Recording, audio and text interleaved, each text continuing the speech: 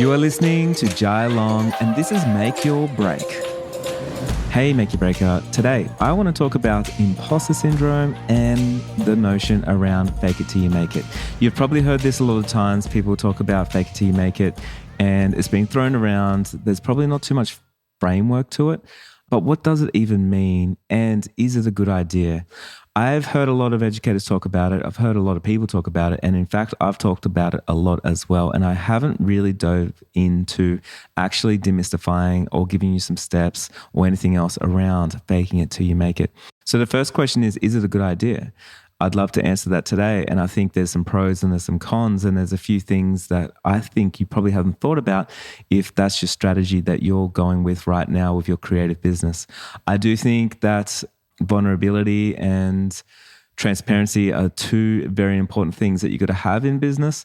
And sometimes fake it till you make it goes against those, and it can make us show up inauthentic, which can lead to imposter syndrome. So today I also want to talk about imposter syndrome. Studies have shown, there's studies by Gail Matthews, KMPG, Kajabi, and Dropbox School of Life found that around 70 to 84% of people experience imposter syndrome. So I want to dive into the different types of imposter syndrome, how that looks for you, and maybe things that you haven't really thought about when it comes to imposter syndrome. So let me know if you ever want to send me a DM on Instagram. If anything on this resonates with you, my Instagram is @jailong.co. And don't forget, I'm giving away a one-on-one mentoring session each month to one lucky winner that leaves this podcast a review. It's the only way that we grow. And I'd love to see your words on there. It keeps me happy, and it also allows other people to find the show. So go ahead and do that. And let's get into today's juicy episode. So first up, I'd love to talk about imposter syndrome. There's a great quote by Dr. Valerie Young. It says, everyone loses when bright people play small. And I actually think everyone loses when they actually are an imposter. We have two different types of imposters. We have the ones that are suffering from imposter syndrome, but they're actually great minds and they are incredible people. And then we have the other side where there's imposters out there that are actually imposters, and they are doing sometimes more harm than good, and we're going to dive into that. Experts on the subject, Dr. Valerie Young, has categorized it into a few subcategories when it comes to imposter syndrome. So she's got the perfectionist, the superwoman or the superman, the natural genius, the soloist, and the expert. So in her book, The Secret Thoughts of Successful Women, Why Capable People Suffer from Imposter Syndrome and How to Thrive in Spite of It, Dr. Young builds on decades of research, study, and feelings among high achievers. So I want to dive into just her framework to start off with, because I think this will really paint the picture on imposter syndrome and will sort of put you into a space of understanding your imposter syndrome. So number one is the perfectionist. Your characteristics might be well, you set extremely high expectations for yourself, often feeling disappointed even when you meet 99% of your goals. You might feel failure if something is not perfect. So if you don't achieve perfection, you failed. Now, if this is you, let me know. The next is superwoman or superman. So the characteristic feels like you need to work harder than everyone else to prove your worth. Often you feel stressed, you feel overworked, and you're afraid to stop working for fear of being exposed as a fraud. Your thoughts generally are, should I be able to handle more than everybody else? Well, I should be able to handle more than everybody else. Next up is the natural genius. The characteristics is believes they should understand new information or master new skills easily and quickly. They might feel crushed or ashamed if they don't succeed in their first try. Now, your thoughts might be, if I were really competent, this would not be so hard. Next up is the soloist, number 4. Characteristics are prefers to work alone and often rejects help or support from others. They see asking for help a sign of weakness or incompetence. So your thoughts might be, I should be able to do all this myself. I don't need any help. Next up is the expert. Characteristics, never feels knowledgeable or competent enough, constantly seeking additional certifications or training to improve their skills. They fear being exposed as inexperienced or unknowledgeable. And the thoughts are, I really should know everything. So understanding yourself and where you are on that spectrum of imposter syndrome, I think is really important. And there is one in here that I kind of want to talk about today, actually. And it's the next one is being the imposter, funny enough. I have found over in my career, and I'm only speaking from experience here. I'm not a doctor or a psychologist or anything like this. I'm speaking from my experience and my experience of being around a lot of successful people as well, and people that sort of travel the fake it till you make it path, and then when they're getting somewhere. But what I've noticed over the years is you do get these 5 categories of people, but sometimes you get an imposter that's actually an imposter as well. So it's somebody that will show up and they will say that they can do something, even though they can't do something, or they don't have the ability to do something. And they do this because they've heard other people say, you should fake it till you make it, and then work out how to swim from there. So jump into the deep end without knowing how to swim, and then quickly learn how to swim. Now, there's pros and cons to that. There is a lot of pros and cons to that. I would say a lot of drawbacks to the old notion of fake it till you make it is you're going to risk burning out. So that's a huge one, because you're constantly pretending to be competent when you're not. You're constantly putting up a front. You're constantly being someone else. You're constantly worried that someone's going to find out that you actually don't know how to swim. It can be really exhausting, and it can lead to burnout when you're constantly in that fight or flight mode of trying to be somebody that maybe you're not. The next is you're being inauthentic. So I think, fake it till you make it can be very negative, because you might be lying to somebody. Maybe they're white lies, but being inauthentic to yourself and to your clients and to the people around you and your team and stuff over time can build to feelings of dishonesty and imposter syndrome. So maybe you might get imposter syndrome because it all comes from that, you actually being inauthentic. Now, next is neglecting genuine improvements. So focusing too much on appearance rather than actually growth. And it means it can hinder your growth, because you're no longer seeking to grow. You are trying to fake it till you make it. So you're trying to seem like you know everything, or you know what you're doing. So you don't ask the right questions anymore. And I think this is a really negative thing. I'm going to dive into more of this in a moment, but it's something to really think about on that. Like, if you are actually hiding your skills and you're neglecting to actually level up and to learn something, it's going to be really hard for you to progress and actually make it. Okay. So benefits to fake it till you make it. So a lot of benefits are you can get somewhere quickly, of course. So you might be able to hustle your way into somewhere, and you're going to work out the details. That's a positive thing, and it does work really well. I've done it many times myself. I'm going to talk about my framework though, so it helps. It can boost your confidence. So just acting as if you belong to a group of people, or you belong to the thing that you're creating, can really build yourself in confidence, which can improve on performance, and it can open up opportunities as well. Like, people see you as a yes person, and it can open up a lot of opportunities, which is really cool. It can promote positive thinking. So instead of being always on the negative and saying all the things you can't do, you start searching for the things that you can do and the value that you can bring. So that is a huge positive of fake it till you make it. Always searching for the bright side and the cup half full, and looking for that positive outcome. And I think that's a really important thing to think about when it comes to this as well. So I actually want to share a few stories, and then I want to give you my approach on fake it till you make it, so you don't feel like an imposter and you can avoid a lot of imposter syndromes from this. Before we do, I actually want to show you how this has shown up lately and what sparked me to create this episode. So over the last, let's say 20 years I've been an entrepreneur, 17 years I've been an entrepreneur. There's been many times when I've done business with people and they have tried to fake it till you make it, but they didn't make it. And all they did was fake it. And the person that lost wasn't them. Well, maybe it was, but it was actually me, hiring different people.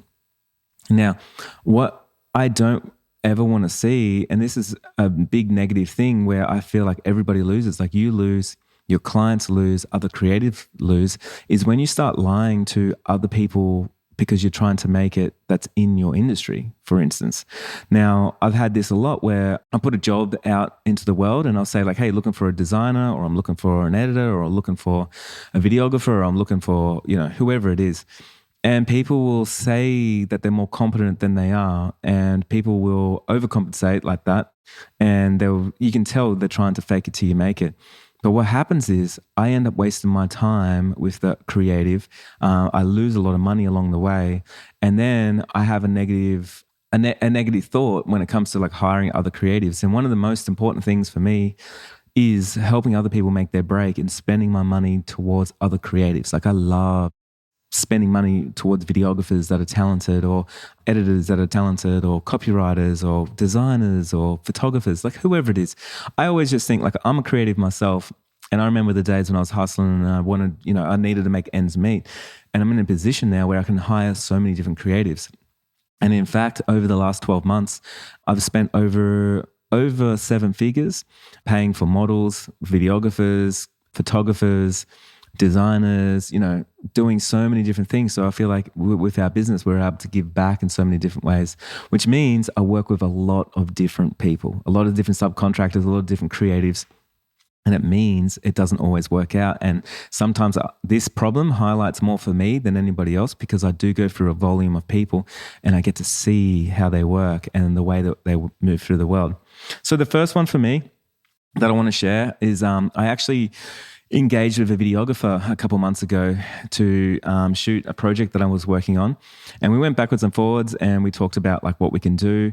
I got on a call with that person and they promised me the world. They told me all the things they can do and how capable they are and everything.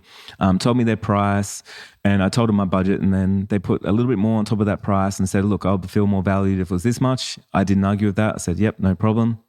And to make them feel more valued, I asked them, can I pay you a 50% deposit straight up, cash? So that way you're already flying before you even do any work with us. And they were obviously really happy with that.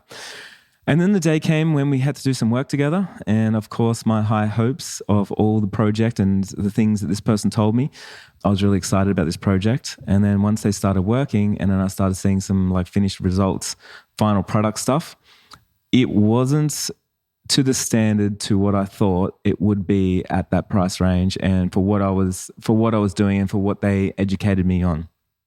Basically, this person was trying to fake it till they make it, and they wanted to become a documentary videographer, which was different to what they usually did, but what they were delivering was what they usually did. So it was really heartbreaking for me, and we lost, I think it's 90% of that deposit, even though they didn't deliver anything or didn't do much work. And not only did they fake it till you make it, not deliver on that, they didn't even know the basics of like storytelling and a whole bunch of things, right? And then from there, hours of trying to get through to them, they took so much money from us, and it basically derailed our whole project and put things into a tailspin, and it's left a negative result on myself and the industry and everyone that, that knows what happened and everyone we talk to. And the big issue too is this person, and I'm not going to name names or anything, like it's nothing like that. We had to move through it real quick. But this person is an educator and perceived as an industry leader and all that kind of stuff. So you never know who it's going to be or how it comes around. And sometimes you build trust on like seeing where they are in the industry or seeing how much, they show up and they talk about themselves and stuff. And you don't know sometimes that people are just trying to fake it till they make it. And sometimes they don't make it. And when I called them out that, all the things that we weren't happy with, yeah, like we lost all that money. And to me, it's just too much energy to go in and try and like fight for that when I've got to continue on with the project and continue on with my team and stuff. But obviously it's a disappointment for everybody involved.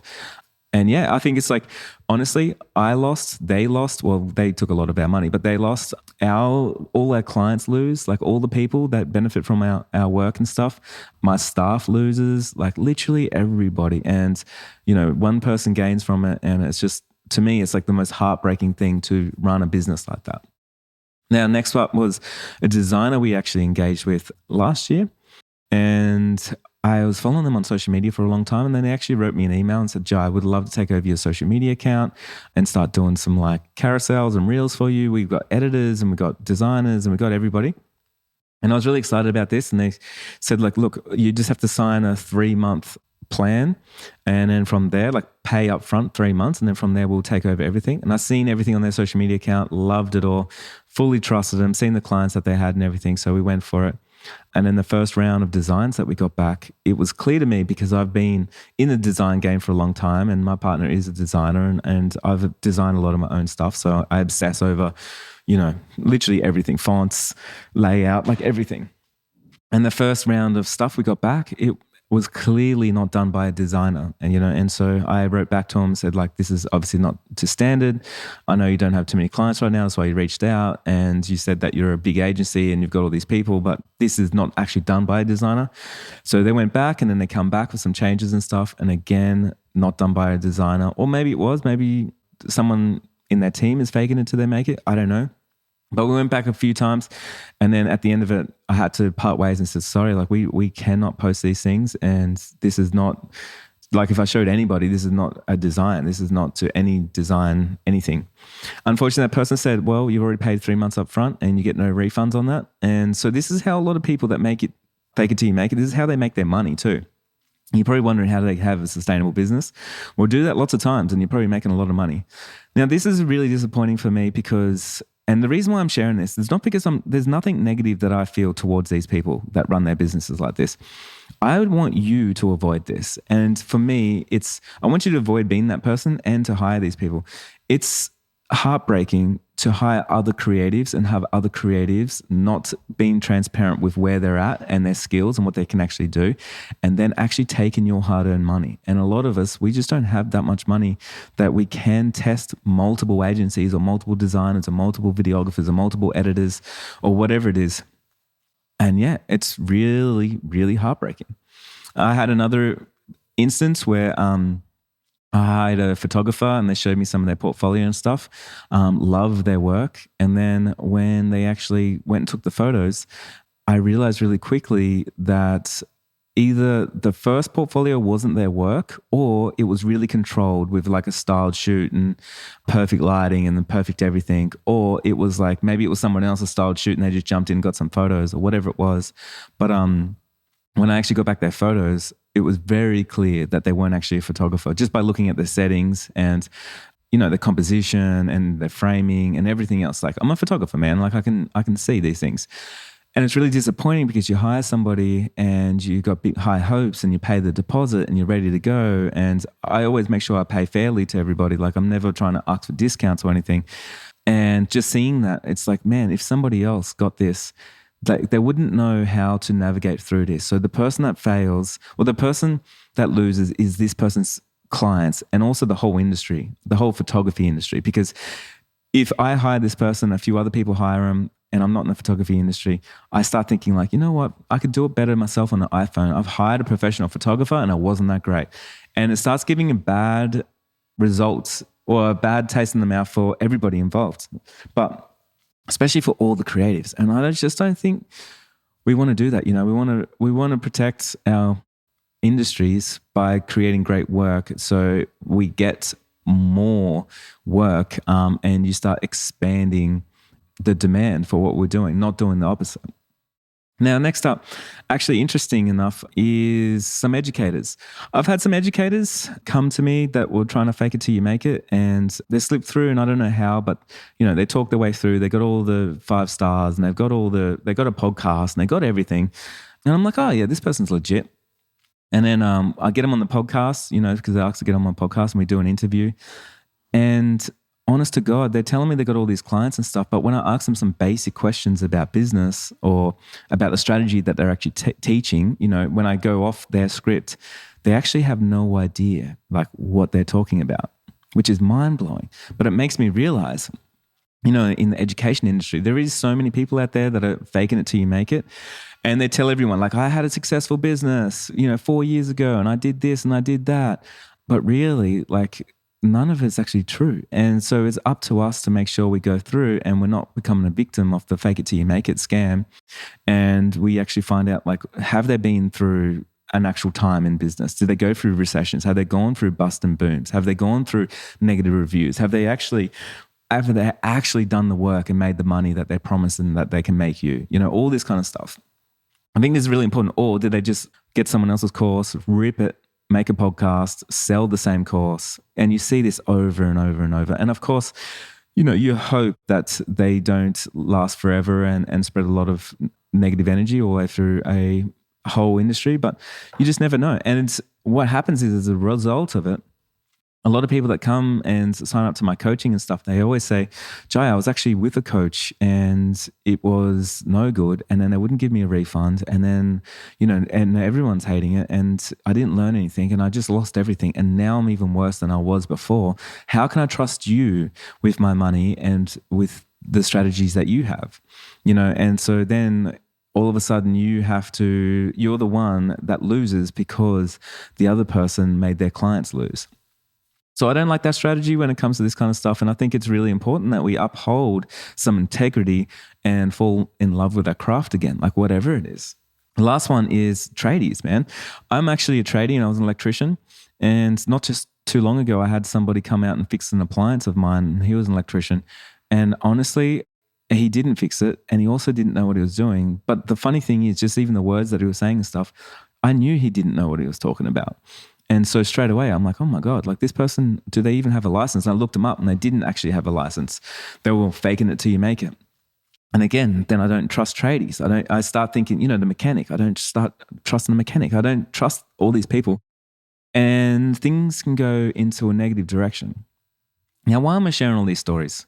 Well, first up, if you ever have been a victim of the fake it till you make it, I don't want to say scam, but like mindset, I do feel like sometimes you may have lost in some way. And I know a lot of you have. I have in a lot of different ways. And I don't want it to discourage you or discourage you from doing, fake it till you make it. I want to give you a new way to fake it till you make it, okay? Because I don't want to bring anyone down and say like, well, when you first start out, you shouldn't be doing this or you shouldn't be doing that, because you got to do whatever you have to do to make it work. But when you do it, you got to do it with integrity and you got to do it with sustainability in mind. Like, can you sustain this for a long time? Can you show up and serve and know that this client is going to be a repeat customer, or they're going to refer you to somebody else, or they're going to give you a 5-star, and you're actually bringing up an industry and you're creating more demand and you're proud of the stuff that you're putting out there? Or are you trying to cut corners and fake it till you make it, and then all of a sudden it's all terrible? Okay. So here's my approach. This is called the Jai's approach to fake it till you make it. And I'm really glad that I get to speak to this today. And I know maybe some people out there won't agree with me and some will. Just get into my DMs and let me know. Maybe share it on social media and let people know, what do you think about this whole thing? For me, number one, if you want to fake it till you make it, we need to embrace vulnerability. It's okay to acknowledge your limitations and seek help when needed. Being honest about where you need to grow can lead to genuine improvement. Being transparent, like literally being transparent. Throughout my life, this has worked so well. I have literally faked it till I make it all the way. Don't get me wrong. But the way that I do it is I'm transparent with me faking it till I make it. So I'll go to my clients. I remember the first time I shot a wedding and I'd say to them, hey, I've actually never shot a wedding before. I don't have a track record. I have never delivered before. I haven't done this and I haven't done that. But I know I work really hard. I'm resourceful. I'm going to be able to work it out. And I know you're going to love the final product. If you're willing to take a chance on me, let's do this. Okay. So I will talk straight away like that. And that way I don't have imposter syndrome, because I'm not trying to be someone that I am not. I'm not trying to fake it. I'm not trying to hide, my lack of portfolio or lack of skill. I am putting it all out on the table and then putting it to them. The reason why you're paying $500 for me to shoot your wedding is because I don't have a track record. And if you're happy with that, you can save some money. I can build my portfolio. How's that sound? Okay, so now I'm talking them through the process. So if I was a designer and I was going to charge me 3 months up front, and if you're out there and you're trying to fake it till you make it, the way that I would do that, instead of trying to charge people 3 months up front, I would probably say like, hey, I'm going to give you 2 weeks for free. I haven't actually got too many designers on hand. We haven't done this many times, and I'd love to give you 2 weeks for free, get as much feedback as we can. From there, I'm going to optimize it, change it to what it is that you need. And then after that, this is how much I charge per 3 months. How does that sound? And then from there, it sets the stage. I understand now what your limitations are. I understand what it is that you're trying to do. And for me, am I happy or not happy with that? And a lot of the times I am happy. I actually probably find out that maybe I'm going to get a discount, and that's why I'm paying a little bit less. So now it's all on the table, and I don't have to try and work out this person, because this person is stressed because they don't want to be found out that they're actually an imposter. Throughout my life, I want to give you one more story on that. When I finished my apprenticeship as an electrician, I quit my job and I didn't get my license straight away. And my old boss, when I did my apprenticeship, he withheld my license. And so he was trying to blackmail me to come back and do some work for him and stuff. And he was worried that I was going to take all these clients, and it was a big mess, right? Anyway, I was stuck in this limbo situation where I was a fully qualified electrician, but I didn't have a license. So I wasn't allowed to, I couldn't go get paid how much that I'm worth without that license. And I remember I was looking on seek.com, whatever it was, to go and find a job. And I found a job that was perfect for me. And it was like for a fully qualified electrician is what they wanted. They said all the different tickets that they wanted, the qualifications, the education, everything. I wrote them an email. I remember this email like it was yesterday. And I wrote back and I said, look, I want to apply for this. My situation is right now, I finished my apprenticeship and I do not have a license. But I can tell you one thing. Oh, I also said, I do not have a resume. I do not have a cover letter. And to be honest, I'm too busy to make any of those things. But I can tell you one thing. Your inbox is going to be full of people that are overqualified with the best resumes that you probably can't even trust. I'm here to tell you that I'm ready to work. I know how hard I work, and I know you're not going to be disappointed when you have me rocking up to the job site. Okay, that guy rang me up 5 minutes later and he literally said, hey, Jai, we have 300 emails to go through, 300 resumes. I've spent the last 2 days going through them. You're right, everyone's overqualified. It makes no sense. I don't even know what I'm reading half the time. And you're the only person that said you're willing to work, when nobody else said they're willing to work. They just said, here's my qualifications. I got that job. Was I an imposter? Yeah, I didn't have a license. Okay, so I was faking it till you make it. Was I transparent with my boss? Absolutely. I was transparent, and then from there, he actually helped me get my license and everything else. And then we had a great relationship, and I could help his business. He could help me as an individual. So like things like that. Showing up, just because you're faking it till you make it doesn't mean you have to be dishonest to yourself, first of all, or to anybody else out there. Because again, remember, you lose, your clients lose, other creatives lose, other entrepreneurs lose, like the industry loses when you show up and you are not being true to anybody else.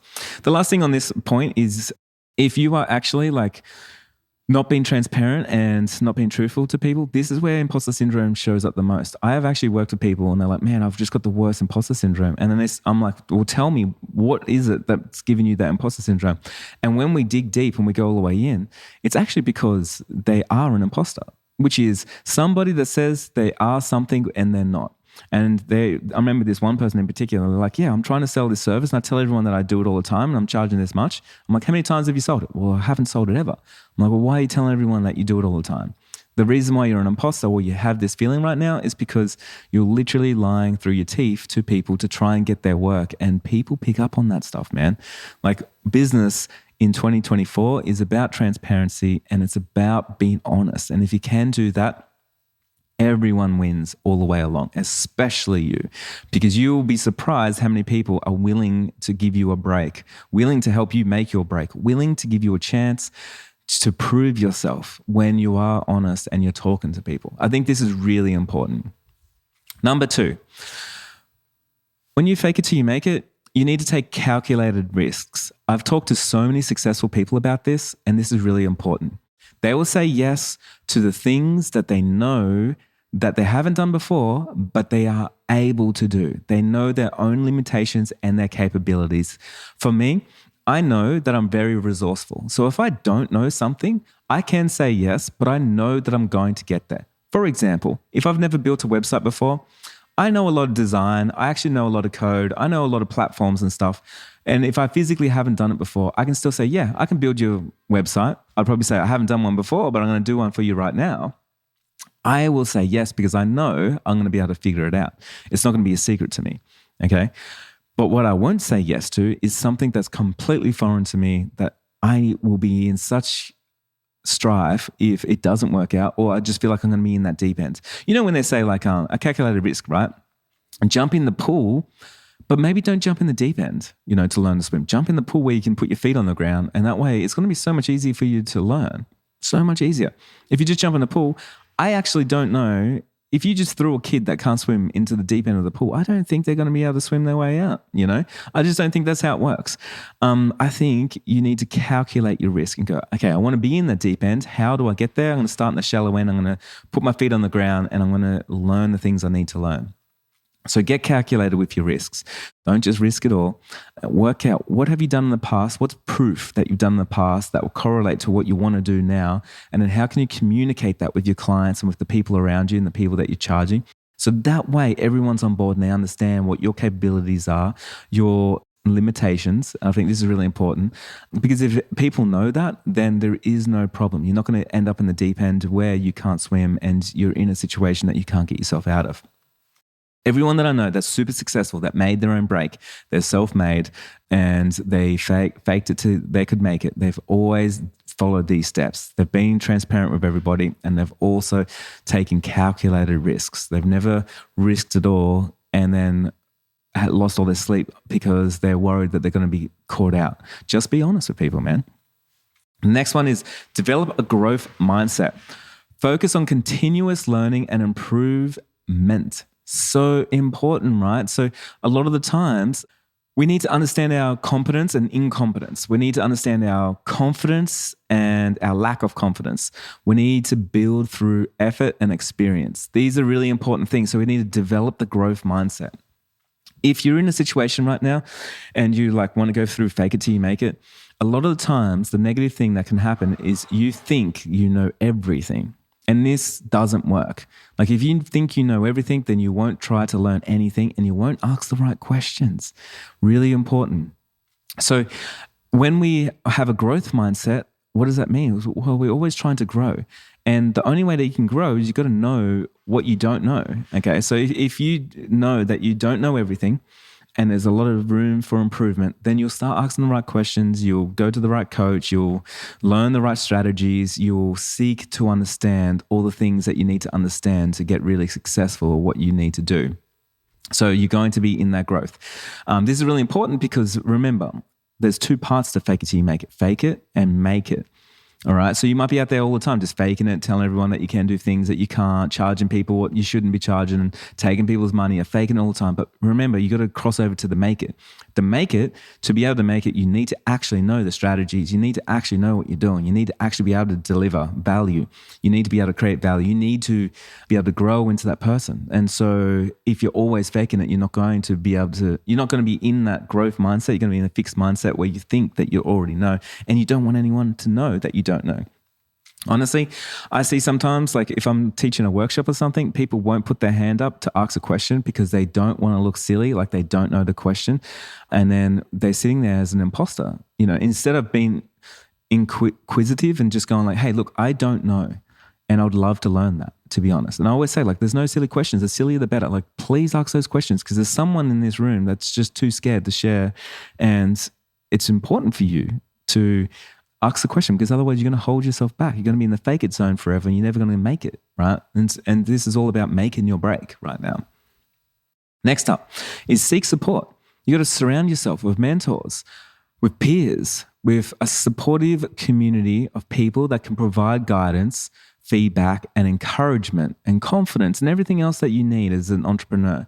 If you don't do this, it's going to be really hard. But you won't be able to do this properly if you're faking it to everybody and you're being an imposter.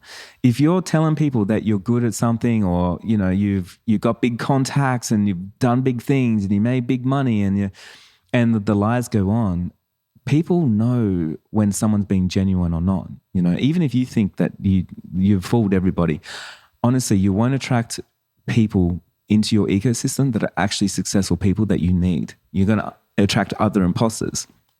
So it's really important that you have that radar going all the time and you seek out the people around you. Are they imposter or is this someone genuine? Are they just trying to find a connection with you or, and use you for something? Or are they a real person with positive impact to your life right now?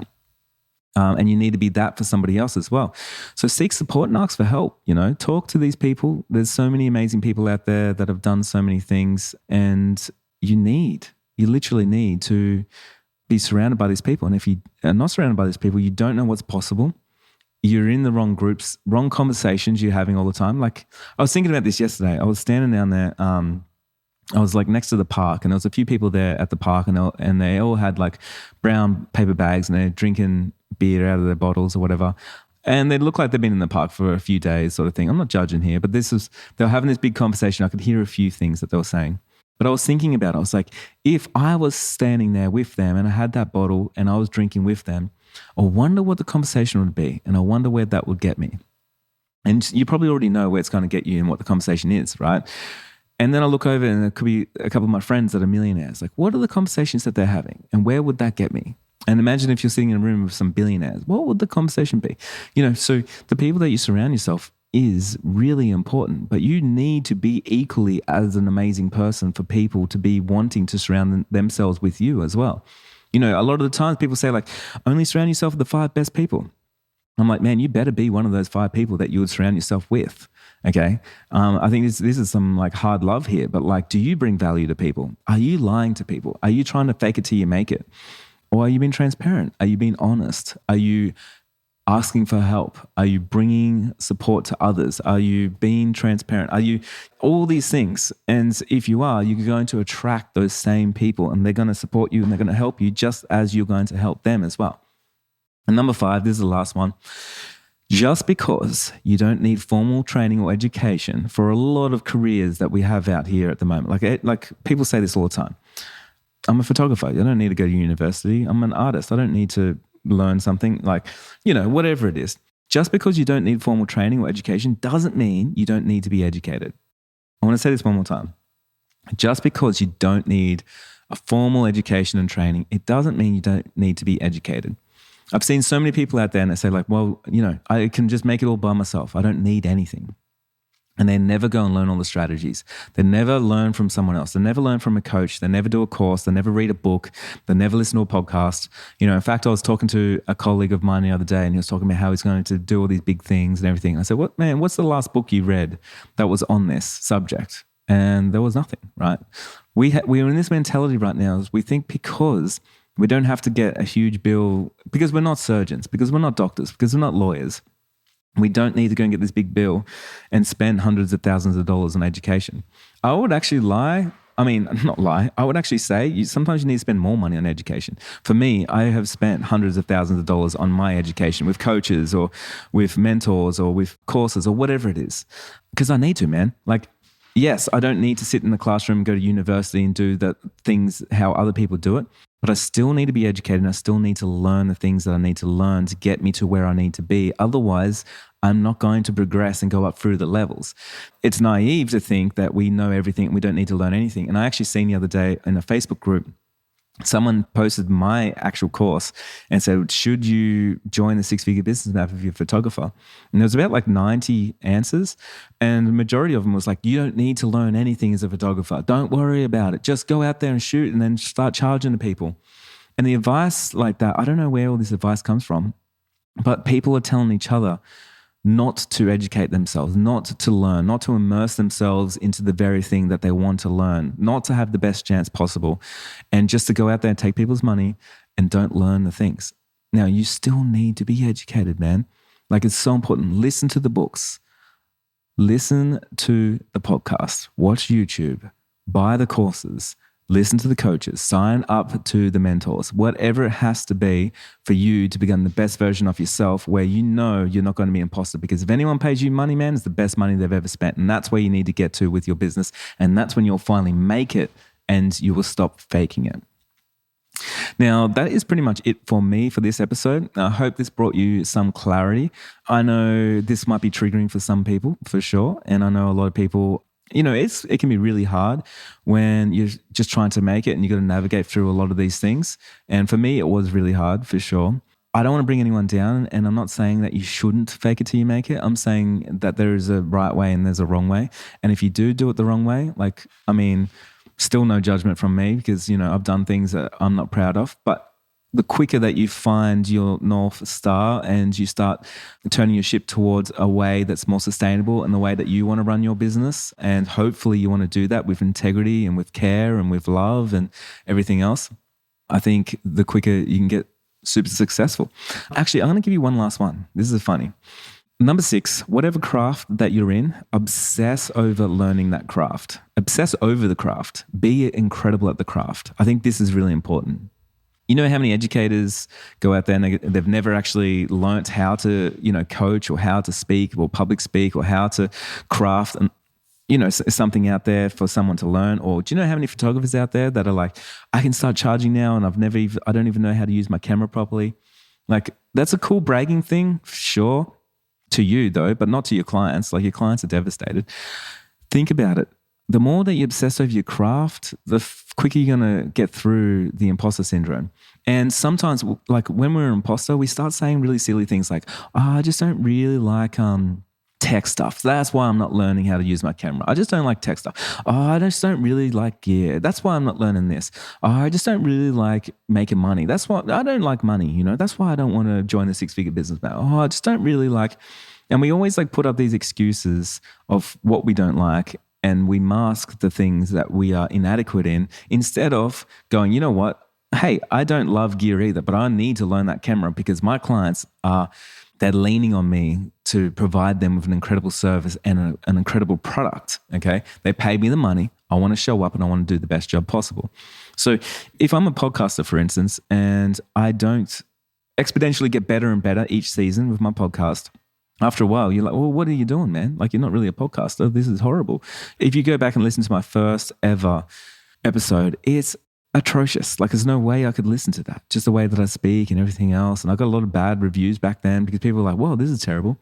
But for me, I was transparent with everybody. I'm like, I'm not a podcaster. I'm not a public speaker. I couldn't read until I was about 20 years old. This is me. And I'm getting better and better with every episode. So thank you for showing up. And I cannot wait for episode 300 when you can finally listen and you don't have to turn it off all the time, okay? So bring people on the journey. Like, the more transparent you are that way, the easier it is to make it. And I'm here to help you make your break. So let's obsess over our actual craft, get good at that, and follow those other 5 steps. Thanks for listening to Jai Long and Make Your Break. Share this on social media if you feel like there was something that resonated with you, or if you want to hear other people, if you want other people in the industry to hear this episode, please do. Otherwise, I'll see you next week.